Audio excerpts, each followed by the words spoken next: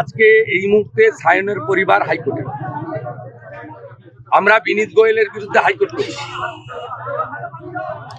এদের শিক্ষা নেই, দোকান কাটা। বিনীত গোয়েল তার চেয়ার যাবে। ওই সিঙ্গুরে মমতা ব্যানার্জিকে যে টেনে হিঁচড়ে বের করেছিল বিডিও অফিস থেকে, ওই বাঁদর সুপ্রতিম সরকারকে সিপি করবে, ওই জন্য পা চাটছে বিনীত গোয়েল। শিক্ষা দেব কোর্টে। সায়ন লাহিড়ীর পরিবারের সঙ্গে আমরা আছি, সায়নের সঙ্গে আছি। 4 জনকে ধরেছিল, ওর পরিবার কালকে কোর্টে গেছিল, কাল সন্ধ্যায় এনে ছেড়েছে। কিন্তু আমরা কোর্ট করব, অ্যারেস্ট মেমো দেখাতে হবে, কেন ডিটেন্ট দেখাতে হবে, এই গুন্ডামি বন্ধ করব। আমাদের 132 জন অ্যারেস্ট হয়েছে, কোর্টে ফরওয়ার্ড করেছে। প্রস্তুত থাকুন, একদিনে 3টে অভিযান হবে। কারা করবে জেনে যাবেন, কবে করবে জেনে যাবেন। নবান্ন, লালবাজার, কালীঘাট, একদিনে।